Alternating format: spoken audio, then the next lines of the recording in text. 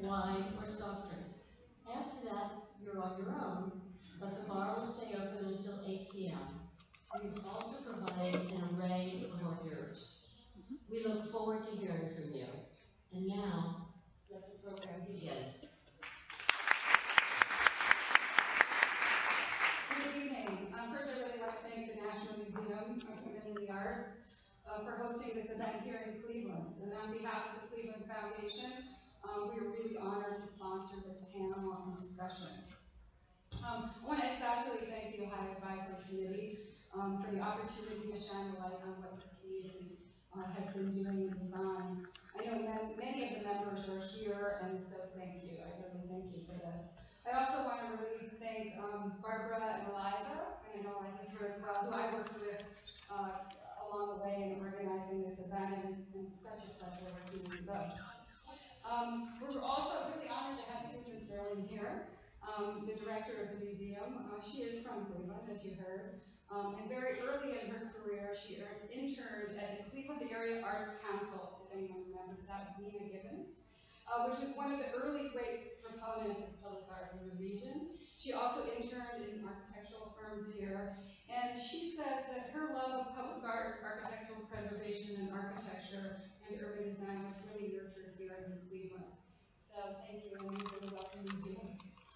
I know I'm preaching to the choir in this audience because I recognize a lot of you, but to the national organization, you are in the right city, and you're here at the right time, where innovation in the arts and design going on here is an exemplar nationally and even internationally, both in terms of the leadership represented by this panel, and I'm going to speak a little bit about these women and their leadership, but also by the design that has been going on here in Cleveland. It is really leading edge work, and we're happy to really have you share this with the national audience. I was struck by the mission of the museum, who states that their mission is to bring light to remarkable women artists of the past while promoting the best women artists working today.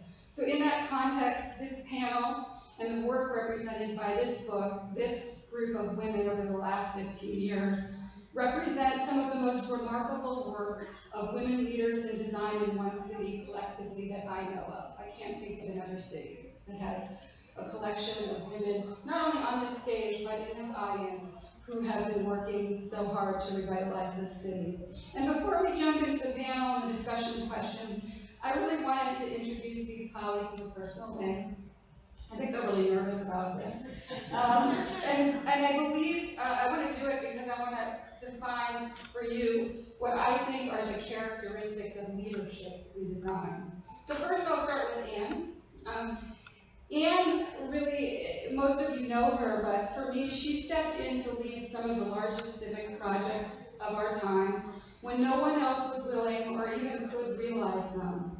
She has done more to transform the way we value public space than probably anyone in the history of Cleveland. She has transformed more public space, both in quantity and in quality, than I think anyone will for generations to come. It's truly remarkable. And Jennifer was the first woman in this city's history to be the chair of both the Design Review and the Landmarks Commission at the same time. And under her tenure as the chair of both, she provided much needed leadership at a time when there was very little design leadership in government. She did so when some of our most important civic projects were under consideration and development. I would argue that in addition to raising the bar on design, equally important, she fought to prevent some of the near disastrous design decisions that would have been made.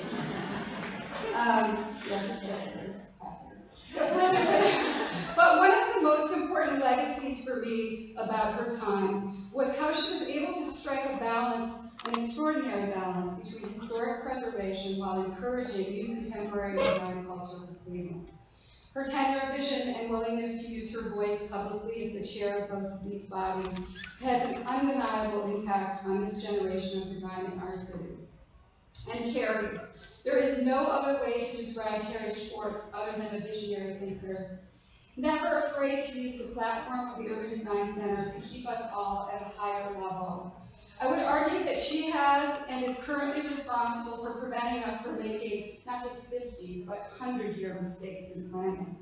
She is always pushing publicly for new ways to approach big civic ideas. She has developed a body of work that represents the best national thinking about vacancy as a new kind of resource and large systems thinking about stormwater. Her work is having an impact here and also nationally and internationally. And representative of this, as we were all preparing for this panel, she of course proposed to us that today we should talk about big ideas and projects that have not yet been realized. She's always pushing us to the future. And last but certainly not least, Marika. If you know Marika, then you know that she's ahead of all of us. She is using her fearless, innovative spirit and understanding of place and people to make a new kind of change in Cleveland. Her work in impacting Hingetown demonstrates a new model of socially responsible market rate development. It sits at the nexus of social entrepreneurship, placemaking, and design. In some regards, she's created transformation in a neighborhood with very little traditional philanthropy. It has been done by young people with a new civic development way, not a top-down traditional community development that we have been used to. Her work, while it's rooted in Hingetown, she keeps us all connected to the world through her firm's professional work in education and healthcare in emerging countries. She represents the generational shift in design and planning. We need to pay close attention and learn from her. So before I turn it back over to Susan, I thought as I turn it back over, I wanted to say that for me, these four women are remarkable, but they represent the ingredients that I think are important to the field, but they're not taught. They are that these women have an equal balance of vision and doing. They demonstrate bold risk-taking with practical strategic thinking. This is not straight line work. They are all fighting in a space where no one else is fighting. This messy civic space where change is made.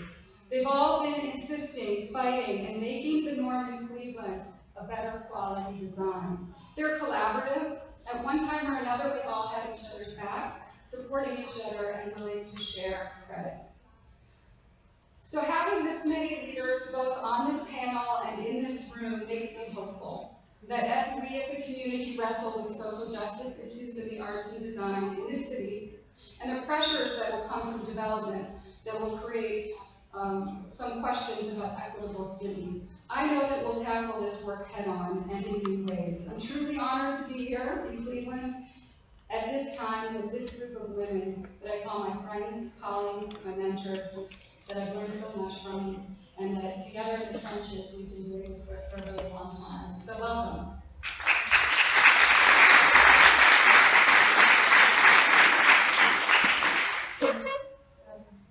Thank you. Okay.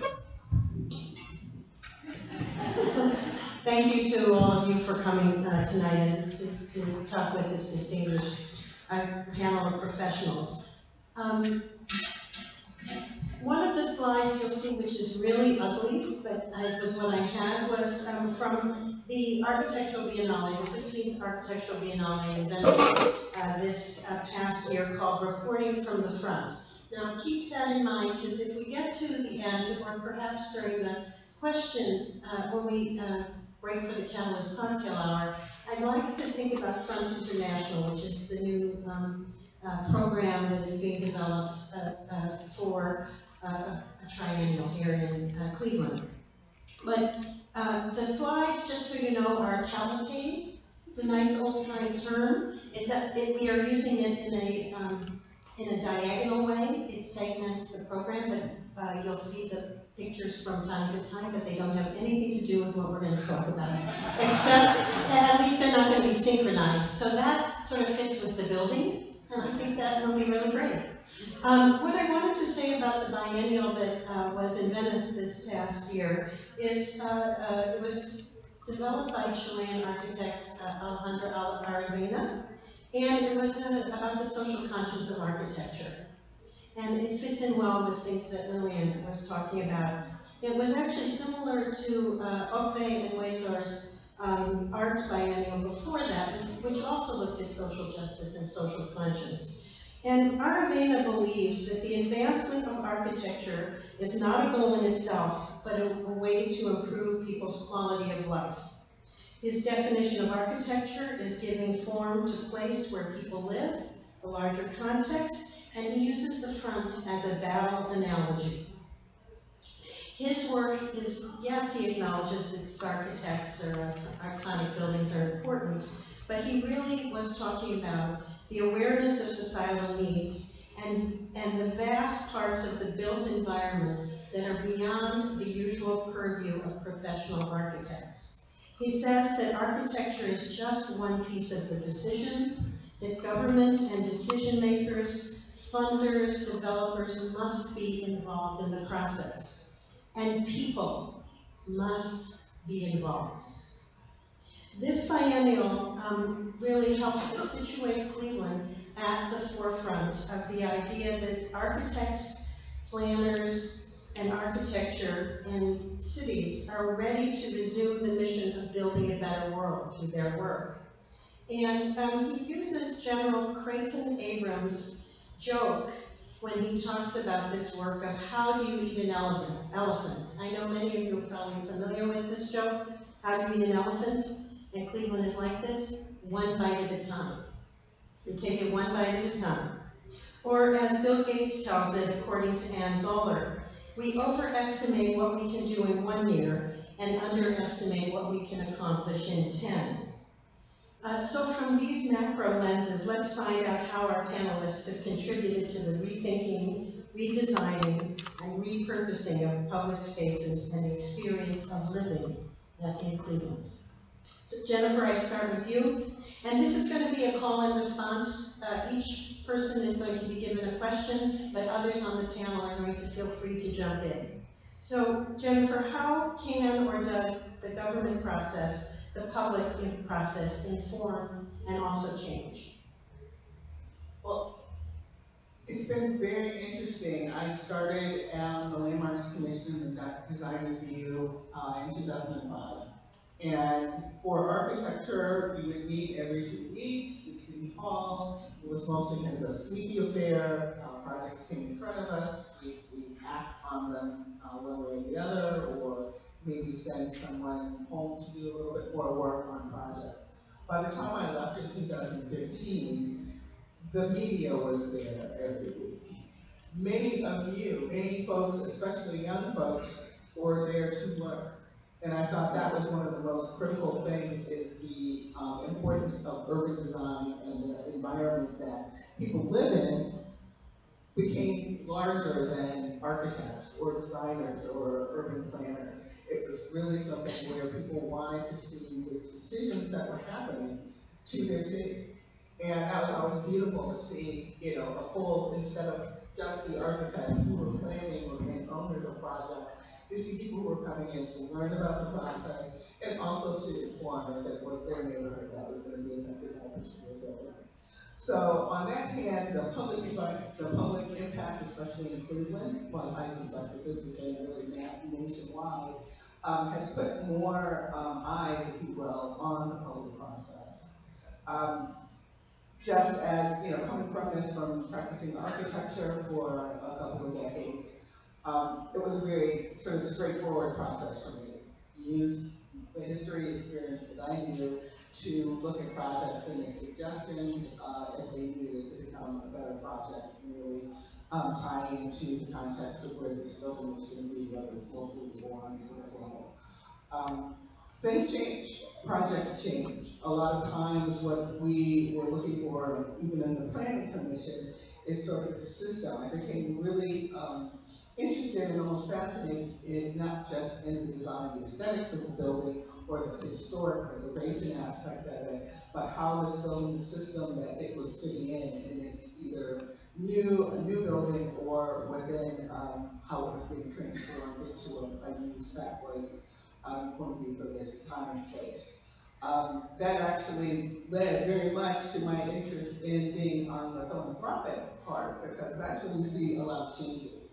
Ultimately, you can make aesthetic suggestions or historic suggestions, on the application of the preservation, but sometimes projects needed something on the back end that didn't have that much to do with the architecture or how it was built or how it looks. So, at a couple of meetings, I remember thinking, gee, I just wish, we had gotten to this project before the architect was hired and the contractor was hired and money was actually placed on this to look at some of the ideas behind why this building was being built or renovated. So boom, and then, I'm in a foundation, so I get to do kind of what that sort of impossible thought that was in my head. But, Cleveland has been very interesting, I think, number one, because of the public's interest, and especially the young people's interest in the built environment. And that sort of is a groundswell, and it really has changed in some ways, or affected how City Hall operates. And that's whether it's preservation, whether it's landmarks, whether it's design, whether it's planning, whether it's zoning. BZA is really taking a really critical position in what's happening in the city and our codes itself. So we're starting to see so many different and interesting, fascinating things, how they all work together within the city. If I could just add to that, I think one of the things from the perspective of someone who has kind of helped to drive projects is the quality of the folks on these design bodies. When you've got Lillian and Jennifer, who are true stakeholders in this community. And so you're not just presenting in front of them, but both of these bodies, both planning, the planning commission and design review, have really encouraged for a large civic endeavor that there's a lot of community discussion around it. These members come. You don't just see them on Friday at the presentations. And I really, Jennifer, I think, for years and years with the group plan in Public Square, there was never a meeting that we asked her to attend, we didn't. And so what really changes things is when we have planning commission members and design review committee members who understand the impact of their work and are willing to invest as people. It completely changes the dynamic, and when you go to present, it really becomes much more of a what does this city need, what's your role, what's my role, and how together can we make sure that we're moving things forward. So I'm totally unencumbered by knowledge when I ask this question. Is there an overall planning body, or is it a patchwork of groups? For the city community? I mean, a nice, of course, a collegial and very appreciative patchwork of group that works very well together all the time, and is just fantastic and loves each other. Like in every city. It's very much like in every city. I would say I think the one of the important things about why we've had so much progress over the last 10 or 15 years, there's a lot of reasons for that. But I think it has to do with the people and the leadership and the commitment to get this kind of work done. So I think it lies squarely in the people, some of the leaders here, but some of the others in this room who have kind of driven things to get done, go hell or high water, we're going to do this and we're going to do it really well, and we're going to work together to do it. And so that's been an attitude, I think, that's here. And I think in some ways, design review and government, as far as some of these projects, has supported that work versus standing in its way, which has been good. So, Ann, I know that one of your biggest projects recently has been the public square. And I wanted to ask you, how has art and design been that social change catalyst in your work, and how have you seen it in recent projects? Well, that's a big question. It's a big project, and I think the thing is, Public Square has been so transformative, and it's a project that many of the people on the stage, not just the organization I used to run, but we worked on it for 15 years, and we were slogging along with all these the folks on this stage. It didn't happen by accident. And I think one of the things that is so important is that when we saw the opportunity, we looked around and we saw what other cities were doing in terms of investing in public spaces, we looked at the need to transform at a world-class level. And it wasn't just to get it done and check a box. And so with, again, philanthropic support, the first dollars in to bring, to have a design competition so that some of the best designers in the world would consider this opportunity, with the support of the foundation community, we were able to do that. And we, as an organization, Land Studio, really stood behind the importance of design. Jennifer talked about the political process or the public process. There was an extensive, decades-long community process so that we were able to bring the best, James Porterfield Operation, one of the world's renowned landscape architects, to the table. But it wasn't their vision, it was really dissecting what Clevelanders wanted to see in this public space. And so when you look at how social change has happened, and the really, the photos that are rotating up there, there's one that's just a beautiful one of nuns and habits, and I didn't know they wore them anymore, and I would know I went to Catholic school for 12 years. Outside the fountain with kids of every stripe. And the thing that was just so amazing about what happened with Public Square was it really became a public square. It went from this thing where we talked about public square, where it truly became the city's living room. And we were so worried about having protests and having it be really the centerpiece of the RNC because what could happen? But what happened was social change happened in the most profound, beautiful way. And I will say, in part because we were so deliberate about how Clevelanders wanted to see that space used, how it was designed, and through all of the challenges that we had during construction, and there were many, we never once considered value engineering the things that counted. And so, as an organization, we fought for the integrity of design. We've got several funders in the audience, and I think they would agree with me. It's easier to raise money for something at a world-class level than it is for mediocrity. And what we see is that the quality of that, and you may not, to the average eye, people just look and see how the space has been transformed, but it's the thoughtfulness and how it was intended to breathe, be lungs for the city, encourage use, casual use, large civic use. There's a genius to that that really allows that place to be a true public square, and then social change happens all by itself. I totally agree with that, because I remember when I was young, I would walk over to the Rockefeller building from Terminal Tower, and I would walk around Public Square.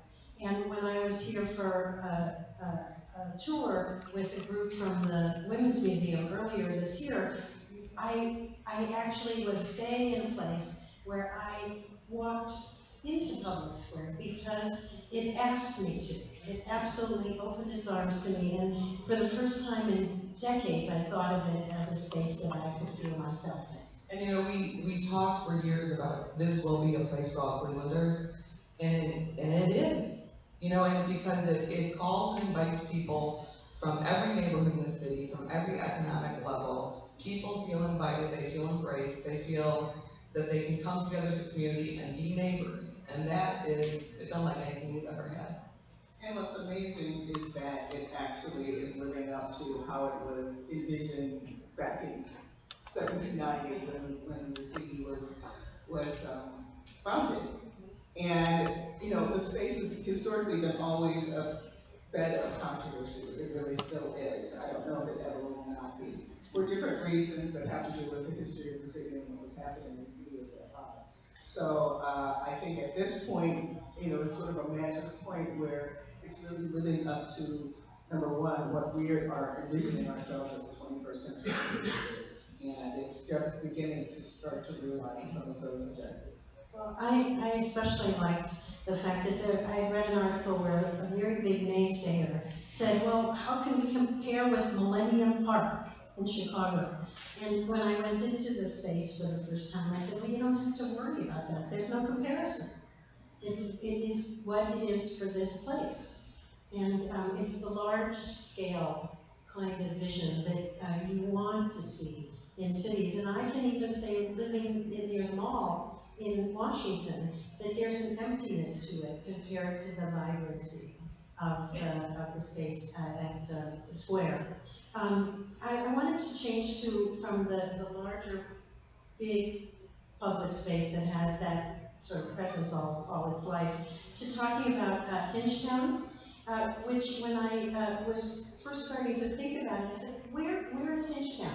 I've never heard this name. I mean, I know Buckeye, and I know Glenville, and I know all kinds of parts of the city, Ohio City, but I never heard of Hingetown.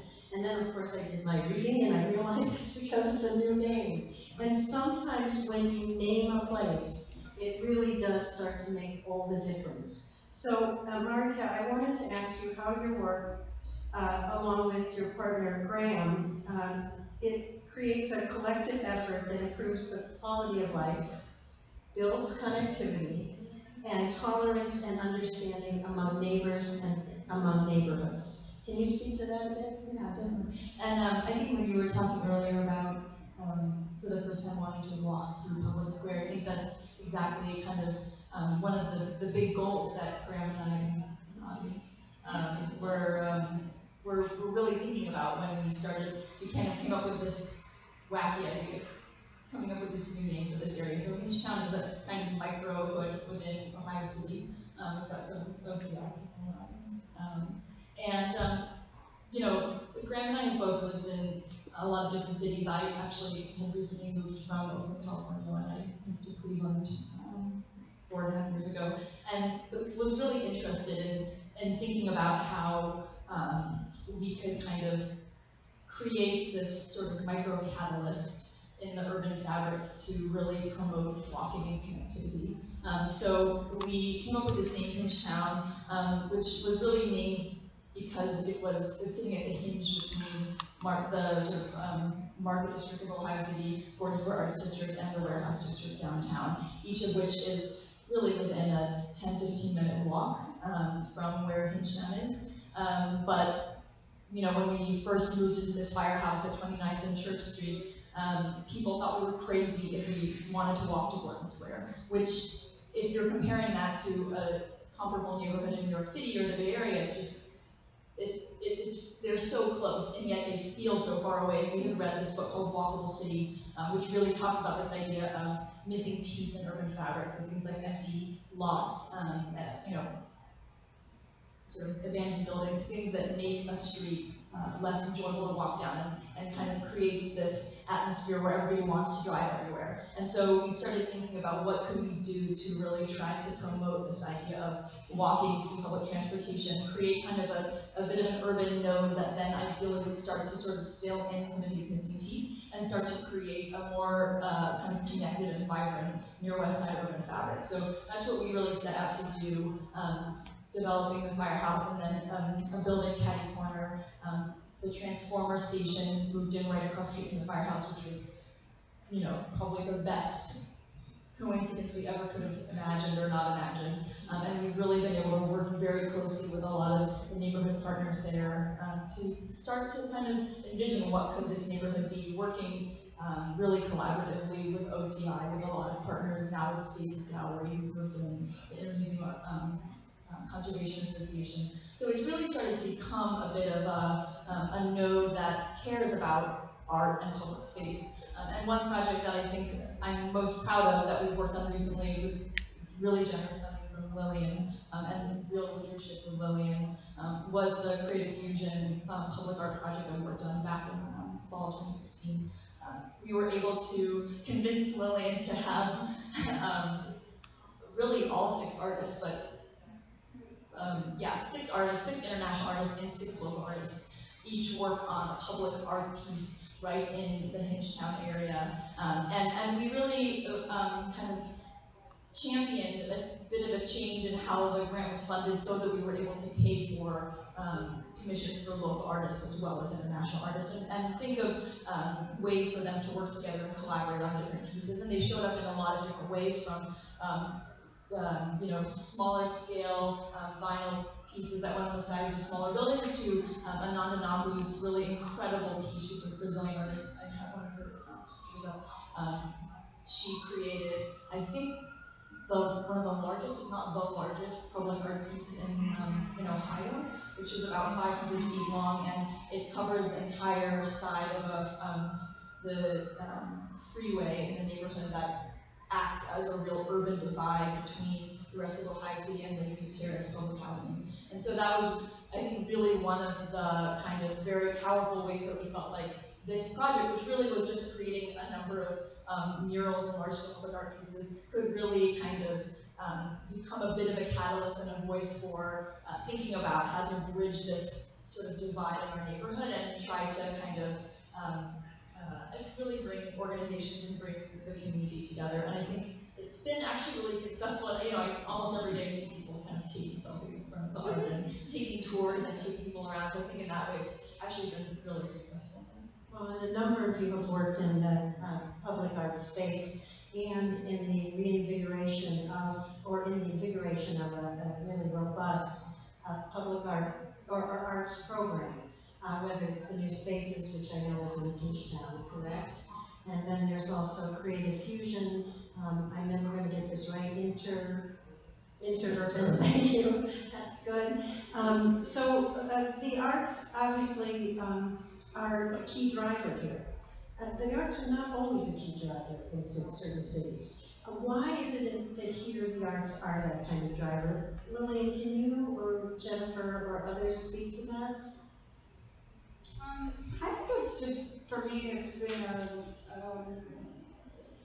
really thinking about the fact that we don't think about artists over here, public art over here. It's actually just a better way of doing business, to really think about things on all levels in terms of who's designing it, who's involved in it, how's it get done, how you really think about why you're doing something.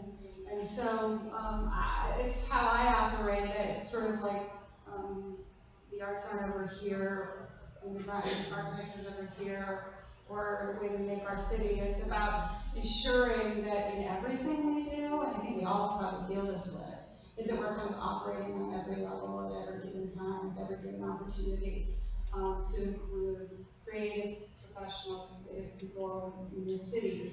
I'll just add, I think one of the real reasons, of course, is that there's just money that flows in this direction. The Cleveland and Young Foundation has supported the arts for generations. Kind of arts and culture, thank you, cigarette smokers. I mean, when there are resources, that's how things get done, and I think that that's going to be part of the economy. We have to look at the last 100 years. I mean, we have excellence in century-old art institutions, and that casts a long shadow on how we perceive the importance of arts. So the way I think it's become more democratized, if you will, in the last couple of decades, but really this is something that if you are food or you've grown up with, right? You have, obviously, we're sitting in a space that's critical to that because of the contemporary art that happens here. And if it weren't for MoCA as an anchor, as well as the Cleveland Museum, if it weren't for the other spaces that are being developed now, or I had the opportunity to see Transformer when I was here last. All that truly does go into the mix, and part of what gives me hope is that if you're surrounded by art, even if your schools don't provide it, there's a feeling that you can be a creative being. And there's also that sense that art is central to life, which has been somewhat taken away by the federal government in the way it talks about the arts in relationship to education, in relationship to its priority even in the hierarchy of learning, etc. So I think that the idea that there is this envelopment that is the arts is something that Cleveland could show, frankly, my part of the world. It's just amazing. Yeah, I would just add that I think, there's a sophistication in our philanthropic community that is so crucial. And again, it's the history of the large institutions, but there's also this recognition that it's the layering of things that's important. Public Square is fantastic, it's not going to save the world. There's not a silver bullet that's going to turn the city around, but it's the layering and some of the temporary and permanent art installations you can do. Exactly what you said, they elevate. One of my favorite projects ever was the first project I ever worked with Lillian on, which was this beautiful 530-foot linear fence around a school in Ohio City when we were building playgrounds. And we were smart. We said we're going to spend $40,000 on a fence. Let's spend $65 and do it awesome. And the artist came, and it's literally like these stick figures that show what should be happening in a school ground. And Steve Litt, have you heard of him? He called it a deliriously joyful parade of life. And to me, I'll never forget when it went in. Neighbors came up to us and said, "Is this for us?"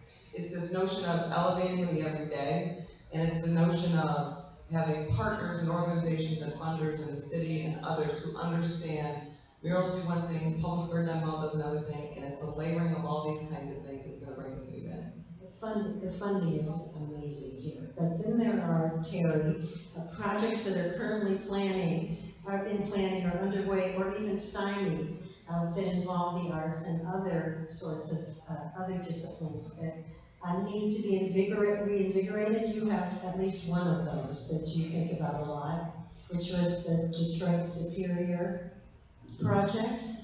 Yeah, I think that we probably at the urban design scale, urban development scale, it's not really about projects, it's about process, and so, I mean, even things, projects that we think are done, public square, maybe have some things still left to resolve, I'm just saying. So, but I think that's why we need to think about the city, is that even if it's finished, it's not finished, because, the city of foundation is. And so I don't really sort of see any project as stymied, it's just not done yet. So I'm glad you mentioned Public Square, captive audience. I mean, it's a project that the design collaborative has been really interested in for a long time. That lower level of the bridge is one of the city's most spectacular public spaces, except that it's not open to the public. And the only reason I think it fits in this context is that it's right between Town and Public Square, so you sort of see it perfectly. The nice thing about the bridge is it's not going anywhere. Eventually, people in the city will recognize that that's a space that belongs to the people and will find it to do it. And until then, we've got stuff to do. And I was reading about the opportunity corridor, and you had some things to say about that. Perhaps that'll be afterward? Yeah, maybe that's a whole different session. Yeah. When we think about opportunity corridor, it's going to be 30 years before opportunity corridor perhaps is built out. And so the design decisions that happen, not the big design decisions, but thousands of decisions that are going to unfold over the next years and decades are really critical to the shape of that entire neighborhood, and I would argue the whole city. But yeah, that's a conversation. Go ahead. I was going to say, one of the kind of really important things that Terry has done over the last few years has been to raise this question of how are we spending this $3 billion of school district infrastructure dollars. I say this because people don't really recognize ratepayer money is going to get rid of all of our gray infrastructure in the city for stormwater. And it's $3 billion over 25 years. It is the largest infrastructure investment of our lifetimes, and really could be leveraged. And so she's been really asking the questions about how can that be spent, how can we really think about a whole system of new public spaces, of green infrastructure. And I think, to be honest, I think that's one for me that I think needs to resurface in this community, and we really need to make sure that we don't look back 100 years from now and say we missed the one opportunity to create a kind of completely connected network of parks and systems in the city of Cleveland. And so it's one that is in the midst of what we're seeing go on today, and I think we have good leadership and new leadership at the sewer district. And so I don't know if I'm going to put you on the spot if you can talk about that. I love that you use the word resurface, because that's sort of the fundamental part of it, is that we can spend $3 billion underground where no one can see it. Or maybe some of that money and kind of water could possibly resurface. I think it's a long conversation, but one that really needs to be had. I think that sometimes I hate being the person who's always saying that we're not doing things well enough, but we always have to ask the question of how can we do things better than we are. And particularly when so many public dollars are being spent, you all, and people who are not in this room need to be part of that conversation. And everybody here knows the opportunity corridor. Everyone understands what that is. Okay, I just want to check, because I had to learn that. So I just wanted to make sure. So I could see a beautiful Catena d'Acqua all over the city. And it would be great to go from that Italian model of garden architecture to something that we could truly be enjoyed by everybody. So the question I come to is the big question, which we talked about a little bit just now with the corridor, which is the future, obviously, and the type of leadership required, the public policies that are needed to drive that change. Do we have those things in place? Is it something that has to be worked on? How is that generational shift going to actually make this city, again, make that next leap forward? Because the last 20 years have been so astonishing.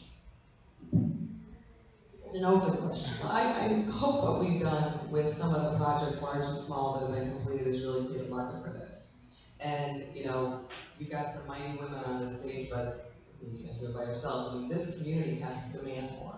And this community has to understand the impact that these projects have in revitalizing and driving dollars. We raise money for public square and everything else we've ever done by really demonstrating that these investments bring additional economic development. It's what makes cities competitive.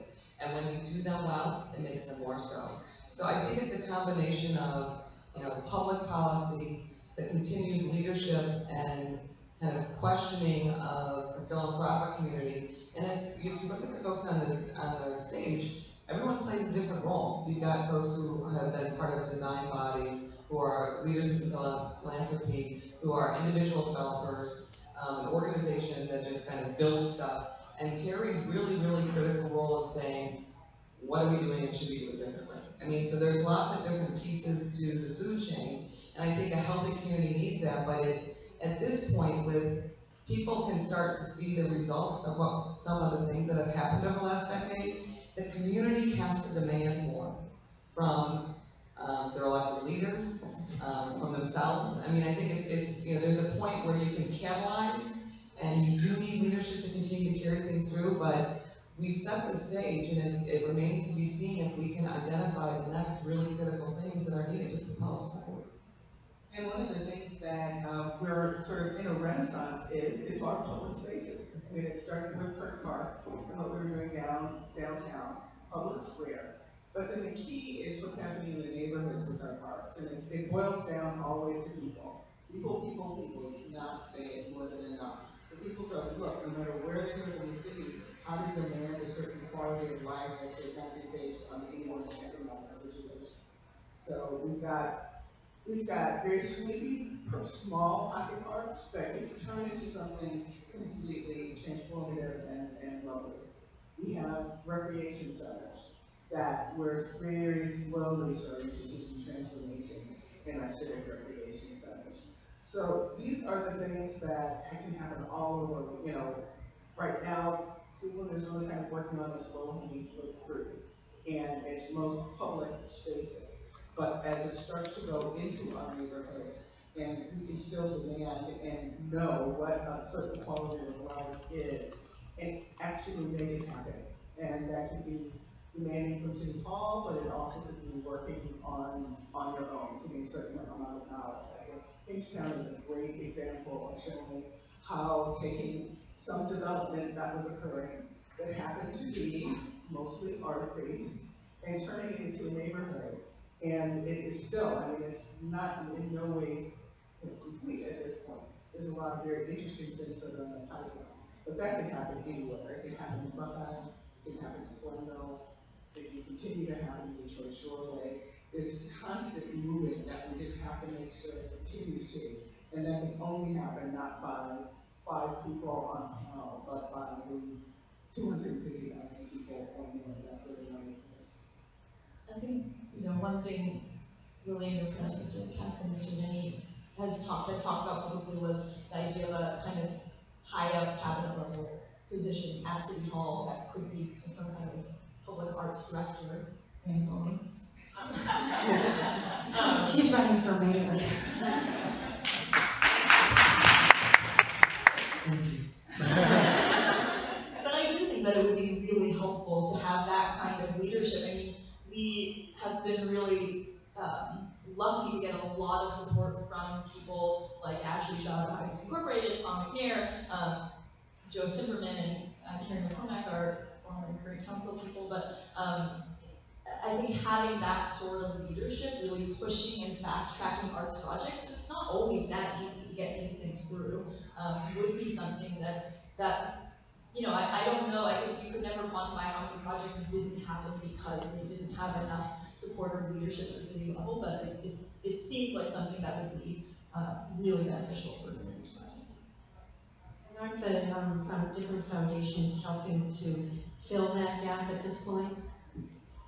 Well, and it's a studio. I think that's a big part of what LAM does, and steps up and, kind of advances certain projects. I think, it's a good time to be having this conversation. I'm sure you all remember that just a few months ago, we passed this new income tax increase here, and so the city actually has resources and is planning, at least as I understand it, to make some investments in neighborhood parks. And I think understanding, kind of what design quality means across the demographic spectrum is really important. So I guess I'm gonna argue with you, Jennifer, that Hinchtown probably couldn't happen anywhere. It's a pretty, income-specific, place-specific kind of. But there are other, not necessarily Hinchtown, and that's the key thing about Cleveland is that there can't be a Detroit Shoreway. A lot of folks like to say, well, we're going to put Detroit Shoreway in our neighborhood. No, it is whatever your neighborhood, whatever that DNA is, will inform what that is. So Hinchtown was informed because of the magic that was happening at that point in a very specific way. Just like Detroit Shoreway became a certain thing, just like Hollywood has a definite personality. And Glenville. And Glenville is starting. And I don't think we've even tapped what Glenville can be. So, and other neighborhoods, I think it's what the beauty is, however many neighborhoods we have, that's how many different sort of arts focus perspectives that we can get. But I think it's important to understand the role that Marika and Graham played. You have two individuals that have come in, they were not asked, I'm sure they were told no. I think when they came out with the Hinchtown, people thought like, well, who gave you the right to name a neighborhood? And they just did it. And look at what they've done. And I think when you talk about the kind of leadership needed going forward, you need the public sector, you need philanthropists, you need the little engine that could type nonprofits that just drive these things, but you need developers who hold design at a very, very high level and are going to swing a big bat and say, we're in. And, so you guys should really be saluted for having the vision, sticking to it. That's the kind of thing we need to see replicated. And Jennifer, just as you're saying, as it should be individually across the city, not in a cookie cutter fashion. The last thing that you guys have done have been cookie cutter. I mean, but it's how do you, the price of entry in Cleveland is relatively low compared to other markets. How do you entice people to make those kinds of investments that we hope really can be good business? I actually have a question for Susan, and maybe for the panel, because I thought about it a lot as I was preparing. And I don't know how I feel about it, actually, so I'm going to ask it. But, so, is there We would reveal something, things about ourselves. is there something about sort of this question about women in design, and that you would say that, and would we say that there's something that is unique or different about Cleveland to have so many women on the stage and women out here that I see, especially young leaders that are women in this community that are doing things and getting things done, that translates into something different about making cities? Sorry. That's okay. I think that I'm, as a thinker, I'm different than that. I look more at the idea of a Venn diagram, and when I feel that women are left out of things, I try to bring forward the idea that women are these incredible producers and these incredible minds. And so when I started this project about women, arts, and social change as an initiative, it was because I realized that when arts were talked about and social change was talked about, women were always left out of that picture. And when women were talked about and social change was talked about, the arts were always left out of the picture. So I decided, okay, I can see that Venn diagram. Let's put that back in so that women are seen as having these critical roles. So in many ways, it was filling that gap that made that center of the Venn diagram work, which is why I started this. But in working with the Ohio Advisory Group and in talking with Barbara, there seemed to be this group of women who were obviously involved with a whole cadre of folks who were across the spectrum, let's say, and people who self-identify as women, as well as people who are biologically women to begin with. And so my whole idea is just that can we bring forward these women who are doing these great things? I don't think about it as a larger sense that it's just women doing this stuff. I think that would be hard, but I do feel that when women are involved in great public projects in making that kind of change, that they should receive the recognition they deserve. And this is an incredible example of that. And the reason I ask is that probably up until the last 50 years, women have not been historically architects or involved in certain kind of work. So I think the question for us is, will that matter? And, what will we do that is different as women? And as I said, I don't know how I feel about that, but it's kind of an interesting change because I think it's here to stay. Well, I think it is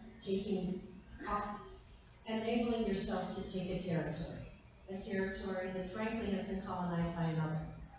And so I think it's an important moment to do that. I also think that I was thinking about this in terms of something Terry had written, which was that the next step may be not to consider Cleveland or Detroit or other cities as being rivals for how many people will come here or who's number one in what ranking or where you stand, but rather that when are the cities going to work together in a way that really makes a difference in terms of overall concepts, and how do you deal with issues of wastewater? Where do the monies come from? What is the driver for these things on a much larger public scale within the United States? And I think that's an interesting.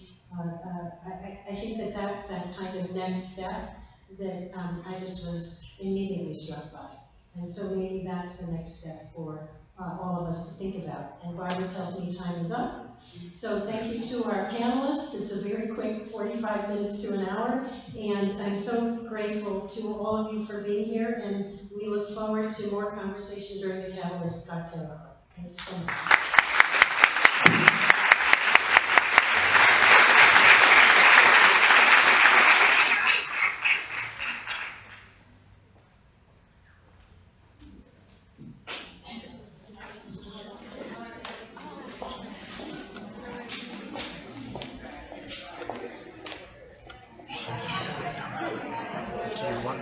We're going to drop the door. Do you want me to put that final slide up or no? Oh, you mean yeah, the one that's a good idea. It worked out so well. I couldn't imagine one that's